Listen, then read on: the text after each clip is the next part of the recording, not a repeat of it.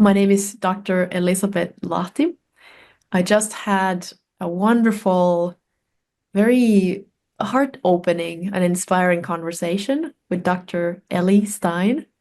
And I'm really excited how we have the courage to speak of inner fortitude and life force and resilience, really, in these kind of through stories, and hopefully sparking some kind of ointment for the heart for those tough moments.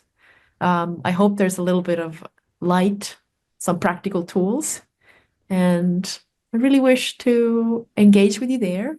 And I'm sending you lots of Sisu, which is an ancient Finnish word for deep inner embodied fortitude in tough times. Welcome to the Dr. Eleanor Stein podcast. In this show, you will hear expert medical professionals, researchers, and people with lived experience share science-based, low to no cost strategies to help people with complex chronic diseases. Listen in for another dose of education, empowerment, and hope. Hi, everybody. I am Dr. Ellie Stein, welcoming you to the Dr. Eleanor Stein podcast, where I bring together diverse and sometimes challenging views about complex chronic diseases. Today, I'm talking with someone outside our field who's going to bring some really valuable new information. Her name is Dr. Elisabet Lahti. She is going to talk about the power that lives within us. It's something called Sisu, and she calls it embodied fortitude. Now, I didn't come across Dr. Lahti's work myself. One of my team who really spends a lot of time learning, I surround myself by lifelong learners, and she emailed me a couple months ago telling me about this work. Now, up until that time, Sisu, S-I-S-U, the topic that we're going to talk about, I only knew it as a Canadian supplement brand. It's a really good brand. It's one I've recommended to my patients for a couple of decades. But nevertheless, I wonder now if that company has a Finnish background. I'm not sure. So I listened to Dr. Lahti's introductory podcast, and I immediately, as you will, hopefully, saw the potential benefits of her research for our community. In our daily journey towards better health, many of us struggle with when should we push through, when should we hold back, what should be our attitude about relating to our struggle. So I'm thrilled that Dr. Lahti has agreed to share her research and her personal experience with us. So she is a researcher, an awarded educator, a presenter, and a founder of something called Sisu Lab. In her PhD in the Finnish-based Aalto University, Elisabet studied Sisu, which is an age-old Finnish concept, meaning courage and determination in the face of extreme challenges. Now, many of us in our community are facing extreme challenges, so I think it's something that we can relate to. As she's going to describe, she did her research by sending questionnaires about Sisu to over 1,000 Finns. And of course, they all know what it is. And she asked them a lot of questions about what it means to them and for personal examples of how they manifested Sisu in their life. She also tested it through lived experience by deciding to run and cycle 2,400 kilometers across New Zealand in 50 days. And from, as you can imagine, the many challenges she encountered, she got deep personal experience about how overcoming adversity works. Lastly, she's written a really beautiful book called Gentle Power, which I've recently read. And it's kind of about how to balance this Sisu, which is determination, with gentle power to get a harmonious blending of strength and compassion. And imagine just for a moment, if we all treated ourselves with gentle power, what might happen to our lives? So Dr. Lahti, welcome so much to the podcast, and thank you for sharing your ideas with us. Beautiful. Thank you so much, Dr. Ellie. This is You're really, welcome. I look forward to our connection here. I have a really nice tickling in my heart. I'll just share maybe. I wasn't sure whether I would do this, but I'm currently going through a very challenging time. And so I'm very motivated to learn more about Sisu. I have a pretty serious and potentially chronic foot injury, and I'm currently on crutches. So I'm really going through some experiences of myself that I hope I'm going to be able to fine tune a little bit based on our discussion. Mm. So, I'm really sorry to hear that yeah, thank you. there's this kind So of. I wonder if we could start with if you could just describe for all the listeners what Sisu is. Mm. Yes, that is a beautiful place to start from. And as I describe Sisu, I really invite the listeners, um, and maybe yourself too, Ellie, since Hmm. you are in a place right now where you are in that spot where the heat is on. Hmm. And from my own times going through hard times, every time it's those moments where the temperature rises. And it's almost like the lead, the proverbial symbolic lead that Carl Jung spoke about, in the alchemy, that it's Hmm. not physical lead, but it is our character, the fears that we hold and all that kind of heavier material that when the heat rises, when we face obstacles, that lead starts to melt. And those are the moments when we're able to start separating different materials from the lead, which are the heavier ones, and then little by little transmuting them into lighter ones. Hmm. So there is a lot of openings in these dark, dark, tough moments. And before I jump into the description of Sisu, I just want to highlight um, that, what you even did here, that you shared what was going on. So that's really the first step in finding that strength, is that we open up to each other and we just hold our heart and say that I'm going through a tough time. And immediately there is a space that opens between us where we Hmm. get to actually go into those dark places together, and we're not alone. So Sisu is, it comes from this Finnish, it's a Finnish word. It's about 500 years old. So it's quite Oh. ancient. It's even said in Finland that it's one of the most integral Finnish concepts. So we have sisu, sauna, and then we have Sibelius, who's our national composer. And I would say that you will hear sisu in those melodies. It's very rooted and very, very guttural. So sisu comes from the word originally that's sisus. So you put an S at the end, which literally means the interior, the intestines, the Hmm. gut. So it takes us to a different kind of realm than the typical how we often look at these qualities that have to do with overcoming adversity as psychological concepts, because we are so used to operating in the realm of the mind. And that's my background as well, applied psychology and social psychology. And for the longest of time, when I started to research Sisu, and I can go into the story a little bit later if we want to, but I was stuck for a long time because I tried to look at Sisu through this lens of what happens in the mind and how do we have mental toughness, how we will our way through something. But Hmm. Sisu actually was pointing a way to a different realm, which is deep within us in that embodied realm that we haven't had so many words for because we are living in a paradigm that puts the mind over the body, which is changing quite a lot now, as we are seeing, which is good. So Sisu is that moment that happens when we come to the point of when we think, we assume we have consumed our mental or physical, spirited capacities. And then when we stay in the moment a little bit longer, we find this second wind. We find a power beyond what we thought we are capable of doing. Hmm. And it's often that these moments happen invoked by some kind of a crisis or invoked by some kind of a difficult situation.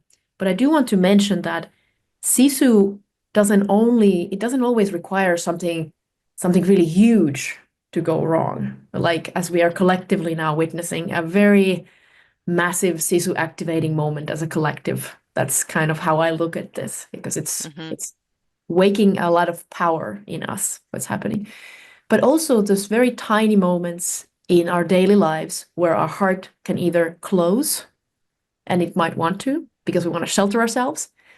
But Sisu, in a micro way to apply it, is actually the courage to keep our heart open and stay in connection with ourselves and stay in connection to the person next to us. Let's say we're in a difficult situation, we have to have a hard conversation or something. So it's us exceeding ourselves. So I think I'll wrap that part there, and I want to see where our conversation starts to Yeah. go. That's going to So help really kind of. yeah, like what really came up to me is, well, that takes a lot of courage because if something happens that I have a natural instinct to protect myself from, which is what I feel when you say heart closing, like kind of going like this, right?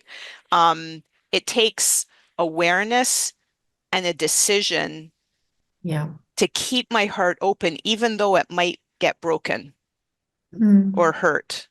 Yeah. Yeah. And I think it's safe to say that, we've all had those moments.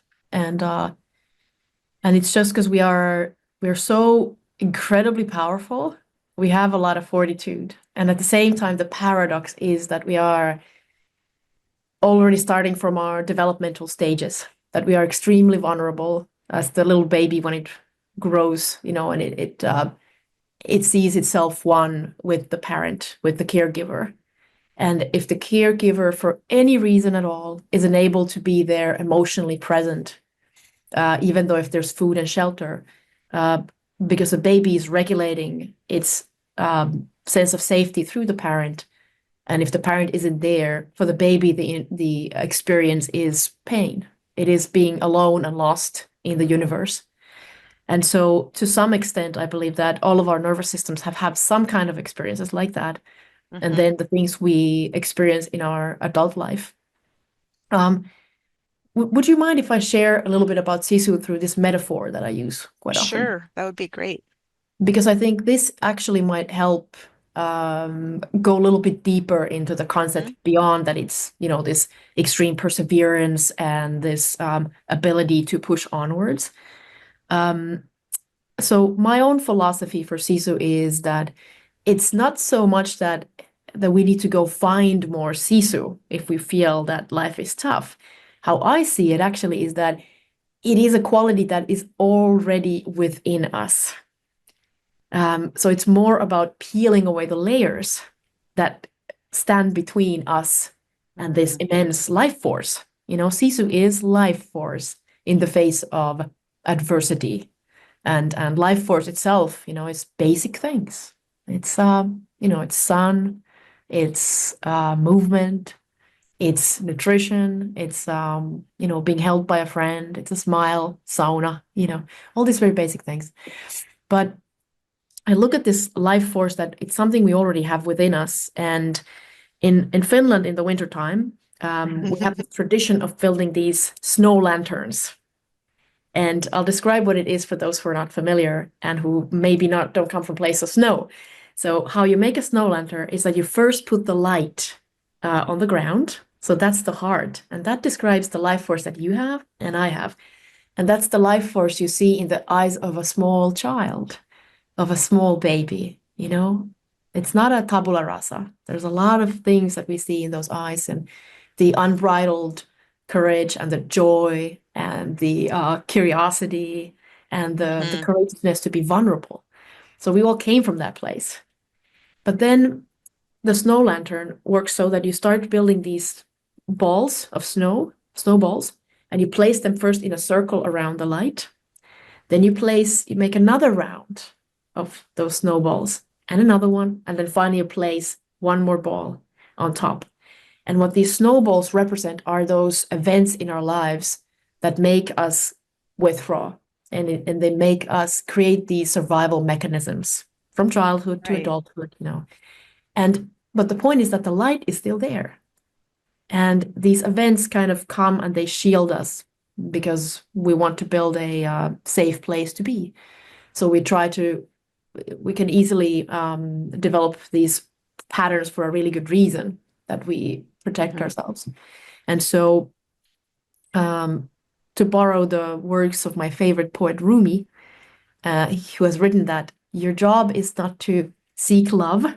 And I would say also that our task is not to seek even Sisu, but to look within to see the barriers we have built against it, and which we've had to build. So Sisu is within us. And then through these connections with each other, we can actually raise the temperature, make it a bit warmer between all of us, you and I, and then that snow lantern starts to melt. And we remember that, we are powerful beyond measure. We have it, but we need each other for it. That's really a great segue. As I was listening, I thought, oh, so we sometimes in English use the metaphor of peeling the layers of the onion to get to the Yeah. deeper truth of us. And it Yes. sounds maybe a little bit similar. And Yes. Yes. would people how would people know if they have barriers? So many people in our community have been so beaten down by Mm. their illness, by poverty, by disconnection because they're so sick they can't, be out in their community. Unfortunately, even by the medical care system that often just doesn't believe there's anything wrong with them and Mm. doesn't, I don't know, doesn't afford them primacy, like doesn't have a lot of research to try to help them. And a lot of people, I would say, are in low levels of hope. Not Mm. everyone, of course, but I'm sure there's some people listening to this who can say, yes, my hope is low. I Yeah. don't feel my Sisu. Maybe I don't have Sisu. Maybe I'm the exception to what Mm. Dr. Lahti's saying. Mm. What would you say to them? How could they notice or reconnect with their Sisu? Because it sounds like you feel confident we all have it, even if we have a massive igloo around it. Yeah. Yes, that's a really good question. And there's two pathways to take with the answer, and I'll start with the Hmm. one that's with the individual, Okay. and I think first and foremost, I just want to say to anyone who is in that very dark place, where it's so thick, the darkness, that we really can't see beyond it. It is a blanket that covers us, that my heart is with you, and I know it's tough to be there. And I hope that these words that we discuss here that can bring a little bit of soothing so that you can persevere and keep taking those breaths one after the other, Yeah. because that really is that place that we're so close to actually when we think we are far from Sisu and we are far from that life force, that actually is where we are closest to it. It is in that heartbeat. It gets reduced to the smallest, tiniest increment, the heartbeat, the breath, Mm. um, where we can feel it. And what I've seen often when I've been, traveling around the world and talking about Sisu, and then through my own experience, is that we often tend to forget that we have Sisu. That's the kind of the little, very tricky thing that happens when we need Sisu the most. We seem to then forget that how much we have actually overcome already. And we all have, who are here now, we are here, we're living and breathing. We have a track record of Sisu. That's 100. We are here. Hmm. We are Hmm. breathing, we are fighting. And it might seem that it's small, and it might seem that it's slow at times, but that's the moment to give a lot of self compassion to ourselves. When things get Hmm. tough, what I learned from ultra running when I was in New Zealand, one of the most important things was, and I would have not been able to do the thing if I didn't have this little kernel, a little tool that I learned from another ultra runner, that we always must, on the long run, walk the uphills and not run. Because when we try to run them, it's really silly because then we are fighting the gravity. And Right. you can try this tomorrow. Go for a Yeah. walk and then really just push it, with the same pace to all the uphills, we end up really consuming ourselves. So having that merciful heart toward ourselves, just like we would have for someone else, can allow there to be a little softening in those moments in the edges of our hearts when it gets super, super tough. And with that softening, a little more air can breathe into the lungs, just a tiny little more. And that leads to the next moment, and it leads to the next day, and it leads to the next month. And looking back, if there's energy, and to those who are in that place that they can look back a little, I recommend this exercise of stories of Sisu to take a little moment, put a candle to symbolize the life force if you want, and then just take a moment to journal down and write down all the times in your life where you overcame something that was very, very hard. And simply writing these down with little dots or even journaling whole stories of them, because we tend to forget how much we have overcome. Right. So it is not a bad idea to have a list where you can go and you can remind yourself, I have this list. I revisit this exercise because even though I research this concept, I forget. So there are practical ways how we can create almost like a manual for ourselves, which is also another thing that I would recommend, to have your own magnum opus, your own book of your own alchemy of transmutation of heavy energy into light, so that when tough times come, it doesn't surprise you so much, or you don't arrive to the edges of that dark night unprepared. But then you can look from that little booklet that, hey, I have overcome in the past. Maybe I'm forgetting how much strength I actually have. And then having a set of tools that you can use in those moments, and becoming a little bit of an alchemist of the energies and transmuting them into lighter ones. And there are so many specific tools and strategies and meditations and things we can actually work with in those dark times. I'm just wondering, maybe to take a step back and ask you about your research, because after you tell me kind of the setup for the research, I'd love to ask, presumably there were some people in your research subjects who had chronic illnesses.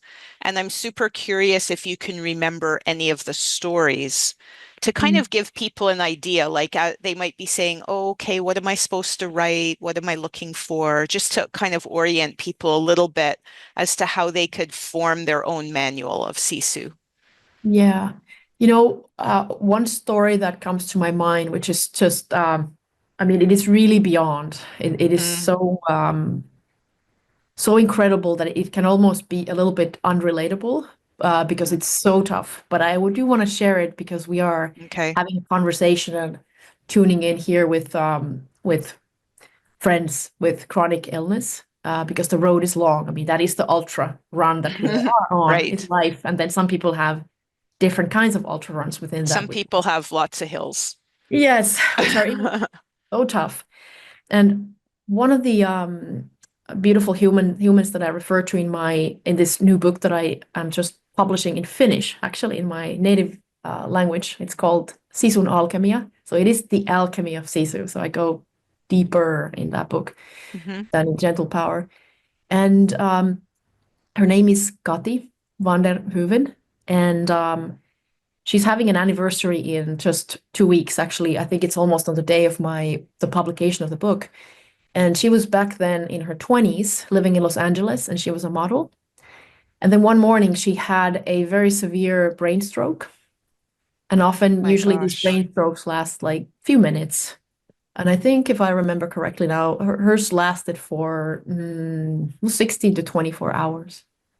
And after this brain stroke was over, it left a complete wreckage behind. And what happened was that she found herself with what's called a locked-in syndrome. Oh my gosh. Do you want So, just for anyone who's not yeah, aware what that is? Yeah. yeah. She is breathing, thinking, sensing, understanding, cognitively completely pristine, but she's completely inside her body. So the only thing how she's able to communicate, and she had to learn to communicate and read and write and, so to speak through her eyes, through her eye movements. And otherwise she's there. And I interviewed Kati again. We've known each other for 10 years. And I asked her that, I mean, it's, I asked her that, how did you push through that forest? Because she said in the beginning that, she woke up to a new day and to a new day, and it was a nightmare. That I want out. Like, I want to leave this place. I can't be here, like, how do I live my life? And she said that she went through a dark time, very dark time. And then eventually, how she describes it, how she found her way back to life force, ultimately even meaning, and to start to open up, was these very, very small, tiny things. The moment when she felt sunlight on her face. She was sitting outside and in her wheelchair with her assistant, this wonderful woman that she's been with for a long time. And there was something in that, just letting that sunlight penetrate, through and into her mind, and allowing something there to soften. And, we often wish that there was some kind of a magic tool or a big recipe or something that just kind of changes anything, and it's somehow very big and elaborate almost. But every time I keep coming back to the same simple truth that it's the simple things. It's the breathing into the difficult emotion. It's acceptance. In my own journey of transmuting the trauma of domestic violence and finding slowly my way back to trust with other humans, which has been a very long journey. It's has been acceptance. So acceptance and commitment therapy, that I allow those very dark, difficult emotions to be present. And I have my own practice in which I just put my hand on my heart when something really difficult comes. And I say that I'm willing to feel this emotion. I welcome it. And that's closest to some kind of a magic tool that I have ever personally come across. And from there, something softens in me, even though the problems aren't solved immediately, but then I breathe again into the next moment. And there was something similar to what Kati was saying. And, it's been 30 years now, and she's quite a woman. She's written a book. Wow. Through her eyes.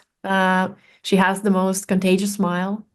The muscles move so that, she smiles a lot. And so if anyone is feeling down right now for what's happening in our personal lives, or even then there's the outside world, let's seek out these humans, next to us, and trace down the glimmer of love in someone's eyes. Maybe it can reflect back to us the love that's in us, and the life force. And yeah, so it's really about us coming together and offering those spaces, like we are doing here now. So thank you for inviting me here. Oh, you're welcome. I just wanted to pick up on a couple things you said. So you used the word acceptance. And, in my 35-year medical practice, and most of that was working with people with chronic diseases. And this was a very difficult concept for people. They don't want to accept, they want to fight. And it's kind of like, well, Sisu, people might say, oh, that's to be a strong fighter. So Yeah. I don't know, I don't even know the right question to ask, but we've got fighting, we've got Sisu, which is something different, maybe a bit more gentle and embodied. And then we have acceptance, which it sounds like you're advocating. And I'm just wondering if you can say a word about why acceptance, like for people who are listening to you right now saying, I'm not going to accept, I'm going to fight through this. If you could give a little bit more about your view of how and why acceptance might be worth considering. Yeah. So I want to go a little bit just to research Okay, yeah. that, because Perfect. when researching different strategies, Mm-hmm. for overcoming difficult things. I mean, the word overcome is tricky because it makes us feel like it's like we push through. We force Yeah. our way through, and even Sisu is referred to as going through the gray rock. It's Ooh, often described like like that in like Finnish language. But going there's a through little bit of rock. this, Wow. mm, but there is this trace of what we see as strength. So we tend to look at as strength these things which are quite masculine energy, which is Mm-hmm. to forge our way through, to push through, to penetrate through the gray rock, hold our head high, and to have this kind of fortitude, which is one side of the strength. Mm-hmm. It would be um, in the Eastern philosophy, it would be the yang, and we all have both, the yang and then also the yin, which is the power of softness. Um, and so when we think of this idea of going through the gray rock, I would say that, it's a strategy that works to a point. But at some point, even I realized that, no one is actually in this constitution that we have. We actually literally don't go through a gray rock ever. And so we need other strategies too. We need to sometimes go around it. Mm-hmm. We need to sometimes maybe go lay on the rock. We need to be for each other, not just a rock, but we need to have some gentle moss on top of it so that the people can lay and lean on us without getting their bones, bruised or getting scratched by the harshness. So what this acceptance here relates to is this other side of Sisu. It's this it's this unthinkable that when we actually let go, something opens up in us. And what the research shows is this is very highly successful mode of therapy, this commitment and acceptance therapy, Mm-hmm. because it allows us to almost go um, beyond the when we are forcing something and we are in a dead end. We keep banging our head Mm. on the wall, and that can lead to harmful sisu, actually, that hurts us. And maybe for me, the easiest way to understand why acceptance works is through I practice Aikido, which is Mm-hmm. a Japanese martial art.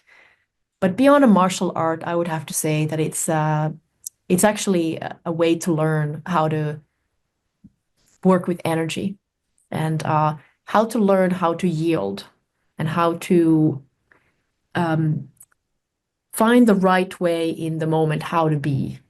And so Aikido is based on not restricting or resisting. It's a different kind of martial Mm. art from any of the other because of this. But what we do is that when your opponent comes to you, the illness or some kind of adversity or some kind of situation in the world, and instead of forcing it and resisting, which means that the energy gets blocked, it Mm. stops there, and there becomes this battle of forces. And a lot of energy goes into that battling the difficult thing. But what you do in Aikido, you actually learn to attune with the energy that's coming to you, and you use the opponent's energy. You feel Mm-hmm. into where it's going, and then you guide it on its way. And that means you actually receive the energy of the opponent to your own use.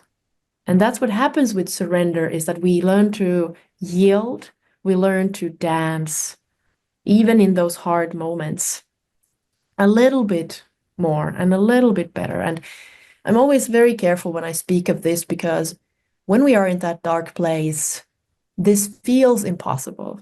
And it might feel like nonsense, whoever is saying it. But all I'm asking is to let these words that we have here now is to just be little seedlings. And maybe in some moment of darkness, there's a little seedling that starts glowing a little light, Mm-hmm. a brightness. And there can be this opening into the next breath. That's my wish because I don't have any magic tools. I only Right. have these stories and I have the life experiences that I've gone through in my own dark dungeons and caves that have been also many. as we all have.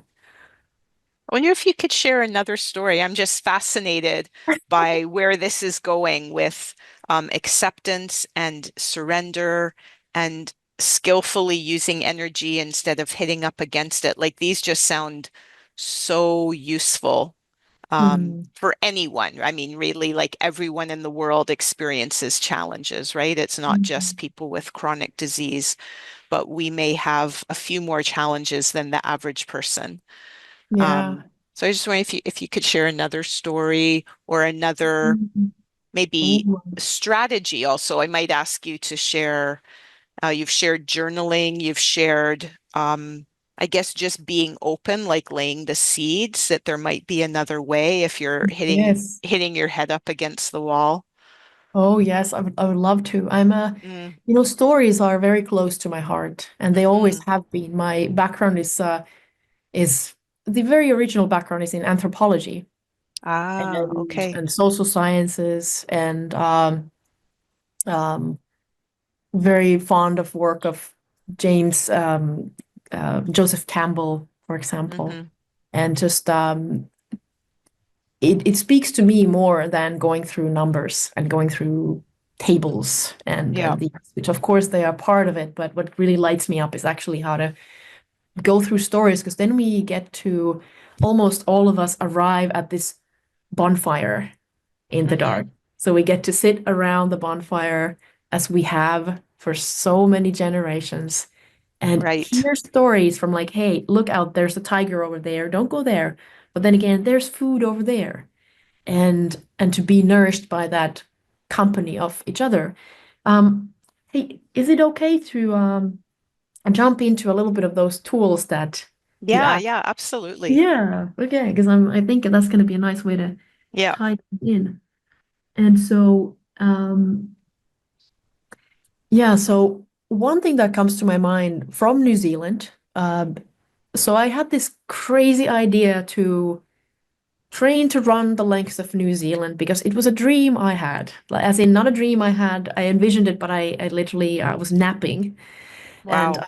it was some couple of weeks after this, one of the most traumatic life periods of my own life, which was finally being free from a relationship that was extremely violent. And from that moment, I started this very long journey back to healing. I didn't know, couldn't guess how extremely long it would be. But while it was tough, it also turned into quite a inquiry and an adventure as well. So there are always these light sides and dark sides that go hand in hand. Hmm. And I was napping and I saw myself running across this beautiful green country and I was holding a flag in my hand. And somehow in that dream, I knew it was New Zealand, and I knew that I was running for all women and men, people of all genders, girls and boys, anyone who has ever gone through abuse of any kind, of having them being stripped or kind of pushed, their life force being dampened by someone else. And I woke up from the dream and forgot about it. And then years later, when I was doing my research on Sisu, and when I realized that this concept of life force, it is really a nightmare to research because it's impossible to measure. We don't have the concepts yet. We're really far from actually understanding how, in science. So first I did the survey to understand get some kind of an idea of what Sisu is because no one could really describe it to me back then. It was so elusive. It was not researched before. So I had some kind of a map for the territory. But then I realized that I have more questions than I have answers, that I actually have no clue.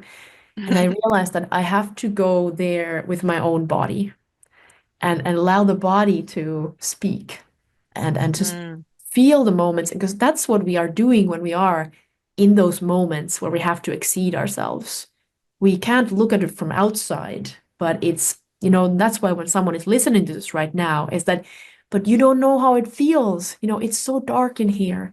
And to only to that moment to go with data and say like research shows that resilience grow when yeah, it's like I'm like, get out of here.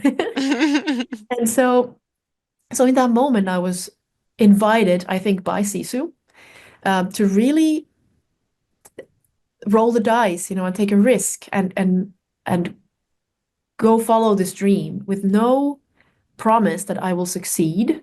Um, the idea, from this dream that came to me was the idea to run the length of New Zealand. At that point, I didn't even know how long New Zealand would be. And then I had this idea of 50 days. That was totally random. And when I started sharing this dream, I had so many people who encouraged me. They said that you have to do this. Um, and I wanted to do it to break the silence around domestic violence and start building, put this effort into creating communities where we can actually start sharing what's happening and what's going on with us, so we can reach out to that communal support and start building cultures of compassion and mutual support. And so I embarked on this journey. After 2 years of training, I actually transformed into a ultra runner, which was not what I was before. Wow. So one boundary blocked or broken there. There were people who said that you absolutely can't do this, that your ligaments won't hold, that this is totally impossible because you don't have the history. And that in that moment, I just thought that, hey, there's only one way to find out. Mhm. And I need to just step on this road and take one step after the other. And the beauty of having this researcher, of this explorer, and doing what is called first person action inquiry, to those who are interested, or autoethnography and this phenomenology. I'm just putting this out there for those who are interested in research, is that you actually become the observer of everything that's happening. So the experience itself becomes the data. And that way, and if we look at life in the same way, in that way, like, we never really lose. Even if the journey doesn't go in the kind of glorious way that ends up, in some tabloids and people celebrate that here's the hero and poof, But the true heroism is in going into those quirky roads and taking the risk, and doing it just for the sake of curiously learning something about ourselves, learning about our life force. So fast forwarding to the road, because this story could now go very long. One important thing that I learned was, because I was looking at, I think it was 7 weeks of consistent running.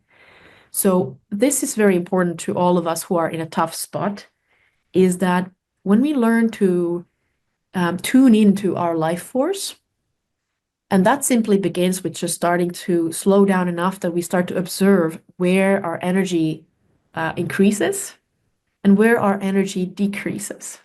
I love This that. Will is be so super simple. relevant. Yeah. Yeah, it's so simple. It's just that we forget to do it. And no one mentions this in the school, or anywhere. But and come on, energy is everywhere. And we have put it in this box that it's a weird concept to talk about. But if you think of it, uh, we use the word all the time. Someone has a good energy, someone's energy is a bit, or the morning we take a box of cereals. Even at the back, there's a window, a little table that says how much energy it has, how much we're putting in, because we need to know. And the same thing happens throughout the day, our biorhythm. It keeps fluctuating, and different people and different company brings us energy or takes it, if we sleep well or not, all this. Mhm. So simply, the first step is to start to observe what brings us energy, life force, and what takes it away. That is one of the biggest tools we actually have to become aware of that. And so, but then, secondly, what happened in New Zealand was, at the same time, I had to be pushing out an immense amount of energy again to run 30 miles per day, 48 kilometers each day. So I was at my edge. And at the same time, I had to think of my recovery for the next day, the next week, a month from there, and how this so beautifully goes together with life, because life is the ultimate ultra run. Like, we need to be pushing out a lot in this moment, but at the same time, to keep one part of our awareness, realizing that we can't consume all of it. Because what happens when those life force, those little blocks, like in a video game, when they're green, we have a lot of it. when they go less and less and less and less, go to red. The next step from when we lose all of our life force is, at worst case, it's gone. And we've Hmm. seen that too, maybe we have threaded in that place. Burnout is a place where our life force goes almost next to zero. And so really the wise way to use Sisu is to learn how to use what I call gentle power. Hmm. And gentle power is this high octave or the wise version of Sisu, where we use self-care. Self-care is an immensely important tool. Every time when we speak of Sisu, we should also talk about self-care. It's all those ways how we preserve our life force, how we Mm. prepare for those difficult moments. If someone there happens to now be in good energy, and they have a lot of strength right now, that is definitely a good moment to put those Sisu strategies in place, to prepare. So when you need to step in the ring, when there is that boxing fight, so that we have practiced those movements. So we Hmm. know how to, So step two is practice. Kind of think yeah, ahead, anticipate the challenge or think through the challenges you have and come up with a yeah, bit of a plan and maybe even practice it. absolutely. Yes. Okay. Step two is practice. And Yeah. to think of that, what is, and there, this not practice is step number one is important because we need to Hmm. know what actually preserves our life force because Right. it's different for different people. For someone, it is to take some space to be by themselves. Someone else, it could be to even schedule social time. I'm someone who needs to schedule social time because I notice that it does good for me, but I tend to kind of enjoy my time by myself. But so making sure that we have those blocks there in place, and this can be written in that magnum opus, that Hmm. own little Hmm. notebook that you Hmm. could have just for your own life force. It could be breathing, which is very important to consciously also breathe. um, I just heard today that to inspire comes from Latin word inspirere, I think, Right, which which is means to, about breath. yes, Yeah. is it like breathing in, or it was about taking the breath, So back to basics. Wow. But whatever it is, then, having that practice, also of self-care. And Hmm. and sometimes we might have these blocks that we think self-care is selfishness. These can be stories from our, past acquaintances or caregivers who might have had hard time being practicing self-compassion. And it's good to kind of see like where do these stories come from that we carry. But what I've learned in the last few years finally is that self-care is actually the highest form of love. Because when I give love to myself, I am in turn able to actually love other people and be there for them. So my selfishness is self-care, and taking time for me when it's needed is never selfishness. It's actually me nourishing the whole community in a way. Right. That you're a part of. Mm. Wow. So valuable. So part one is observation. Part two is kind of creating your user manual and practicing your Yeah. strategies. Is there a part three? I think, here I've deviated from my little menu, Okay. right? But, I do want to speak a little bit to this idea of this transmuting something, or Okay. we use the word alchemy, and Hmm. everything seems to now be alchemy this, alchemy that. It's a very popular word right now.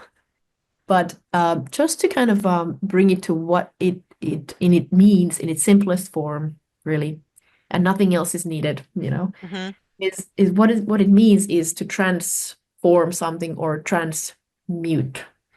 And this is one of the biggest powers we have in each moment is when and this is why we need this, that we notice what's happening.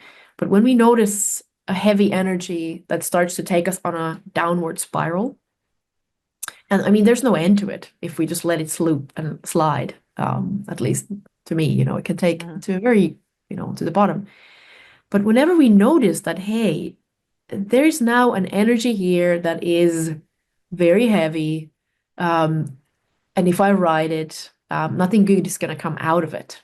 Mhm. So when we notice the energy, here's the alchemy that we can actually do is we notice, we grab it, just Mhm. noticing it, and we choose another thought. This might sound a bit magical, but this is one of the most powerful tools we humans have. We can actually choose our thoughts. But just like running an ultra marathon or becoming really good at painting or with music or loving, being a parent, it takes practice. So I do want to encourage finding some kind of a daily practice or something that allows anyone to really get intimately acquainted with our mind, with our focus. Mhm. And that's why meditation is actually very useful because it is like the gym for the mind and for Yeah. the will. Because it, monkey mind, it keeps going here and there and it's all over the place. But the moment we notice it and we can tame it, we can focus it on a single little spot, or we can look at a flame of a candle, or smell the incense. These are all support vehicles. That's why incense also is even used. It allows us to have an anchor for the Mhm. mind. And so being able to, in those moments, intersect and have an intervention on our own, because we don't always have other people, can create a huge difference in what we're feeling in that moment and what happens next. So, Wow. I just want to say, many people who have followed me know that I'm a big advocate of kind of consciously, skillfully using neuroplasticity for our benefit. And one of my big tools is called active redirection, which is pretty much you just described exactly what I teach. So I think the audience may already have some familiarity with that and the real power of consistently, repetitively changing thoughts from the things you don't want to think about to the things that you're trying to strengthen and achieve. yeah, this single tool, I have to say, in the last 15 years that I've been on this very determined journey to understand Mhm. myself and find the tools for my healing. I think this is really a practical thing that has maybe changed my daily life the most. Wow. I would say the What else I same. When I do. start, Yeah. I at first I thought it was magic and it wasn't going to work. And how could just changing thoughts really make a difference? But it is, I couldn't agree with you more. It's very powerful. Yeah. And there's also this side that there are different kinds of energies. Hmm. So I just want to name drop one very important name, Okay. uh, which is um, which is David Hawkins, Hmm. who is the late psychiatrist, who researched. He has this map of consciousness that has different emotions put in a different sequence, and you have, for example, or states. So, for example, you have shame, which vibrates a very low energy. And one Hmm. step down from shame is actually it's death. When you Wow. start climbing up, I don't remember what's the next one from shame. I think it's guilt. It goes on and on. You go climb a little bit higher. There's anger. You climb higher and higher, and courage seems to be a kind of a threshold where we start to experience more empowerment. And this list kind of, if anyone gets the book, it's one book is Power versus Force, which is a Okay. very, very good book, and it's based on research. He was a consciousness researcher, and he used kinesthetic testing for a lot of how to map this. And so when we even go from shame to, let's say, anger, we would say like, okay, anger is a difficult, not a good emotion, and we need to have less anger in this world right now. But for someone who is caught up in shame or guilt. Actually, when we rise to the level of anger, anger is already an emotion that creates action. So Hmm. we're able to start moving and expressing something. And then when we climb higher from there, we go to courage, then we go to acceptance, we go to gratitude, there's joy, you know, universal Wow. love. And so it's good to feel into that. What do these different emotions feel like? And we can see Hmm. these through different affirmations if one wants to use those. Or what does it feel like when I say that I am safe? What does it feel like that um, I can take another breath? I am loved. I am good enough.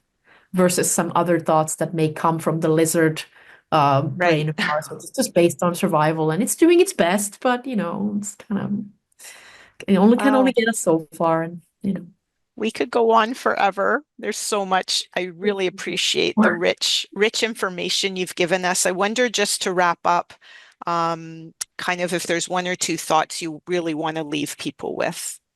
Hmm.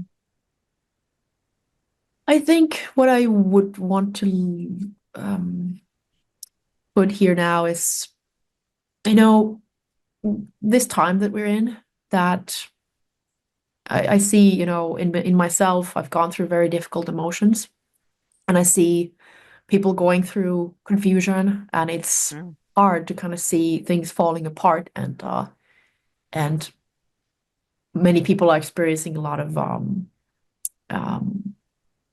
a lot of uncertainty. Mhm. Um, the hopeful message that I do want to share to these emotions and to this time is that the secret of Sisu, actually, and why it is such a hopeful, good concept to be aware of right now, is that Sisu is sparked, really ignited by adversity.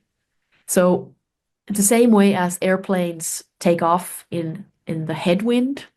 Mm. Uh, these difficult things that we are collectively experiencing, there is a silver lining, and that is that it does and can ignite this life force to step into a kind of the courage to take the next step, take the next breath, and us actually coming together.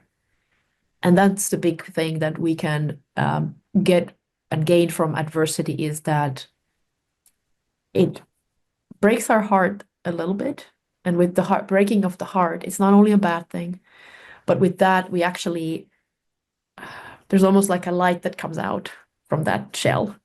And we will start seeing each other and we'll reach out to each other because we remember that we really, really can't make it by ourselves. Wow. And so, my dream for all of us is that wherever we are, whether it's two people or three, we'll start making these little bonfires of love I love it. everywhere around the world. Then we don't need to make it on our own. We don't need to make some massive event, or it's very small things that we can do. And they're so small that we often kind of forget that they're Yeah. meaning. So, I love that image of little bonfires. When it gets dark here in Ecuador, it's really, really black, and you can yeah. see little lights from the ships on the ocean and from the surrounding towns. So I kind of have a really good image of that. Yeah. Yeah.